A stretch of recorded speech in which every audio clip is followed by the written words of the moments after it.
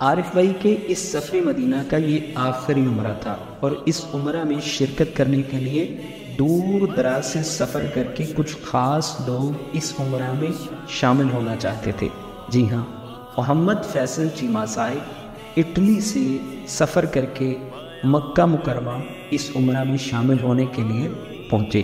عارف بھائی اور ان کے قافلے والوں نے فیصل چیمہ صاحب کا استقبال کیا اور ان کو ویلکم کیا اور خوب دعاؤں سے نوازا۔ جناب محمد فیصل چیمہ صاحب اس قافلے میں شامل ہوئے اور مکہ مکرمہ میں ایک اور دوست غلام عباس صاحب جو کہ باگڑیاں سے تعلق رکھتے ہیں اور یہ مکہ شہر میں مقیم ہیں، ان کی خواہش تھی کہ ہم سب مل کر عمرہ کی ادائیگی کریں، تو یہ بھی اس عمرہ کرنے والے قافلے کا حصہ بن گئے اور پھر یہ سفر مدینہ کی طرف آگے بڑھا۔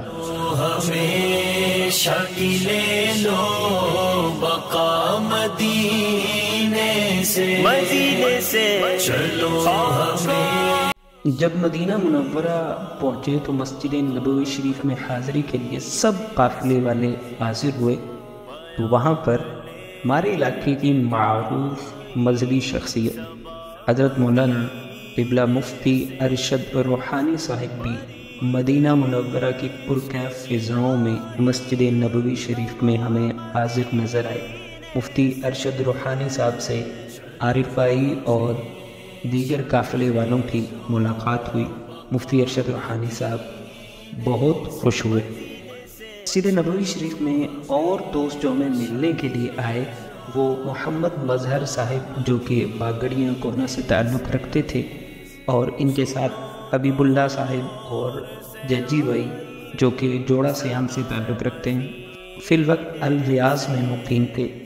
الریاض سے مدینہ شریف کا سفر کر کے عارف بھائی اور ان کے ساتھ قافلے والوں سے ملاقات کے لیے مدینہ شریف پہنچے۔ مسجد نبوی شریف میں تو بہاریں ہی کچھ الگ تھیں۔ جاوید اقبال صاحب کوٹ یوسف سے تعلق رکھتے ہیں۔ مسجد نبوی شریف میں عارف بھائی کو دیکھ کر فوراً عارف بھائی کے قریب لپک آئے تو عارف بھائی سے ملاقات ہوئی۔ عارف بھائی اور جاوید اقبال صاحب دونوں آپس میں ایک دوسرے کو مسجد نبوی شریف میں مل کر بہت خوش ہوئے۔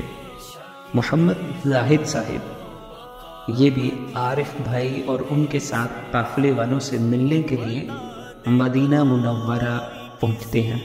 عارف بھائی سے ملاقات ہوئی۔ عارف بھائی اور دیگر قافلے والوں کے لیے کھانا لے کے آئے، صبح کا ناشتہ کروایا، اور پھر 23 اگست 2024 بروز جمعۃ المبارک مدینہ منورہ میں مسجد نبوی شریف میں نماز جمعہ کی سعادت حاصل کی، اور پھر عارف بھائی اور دیگر قافلے والوں سے ملاقات کی۔ یوں ان ملاقاتوں کا اختتام ہوا۔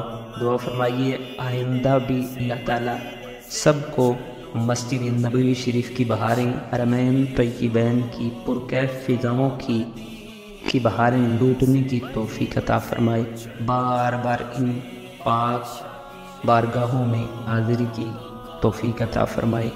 آمین بجاہ النبی الامین۔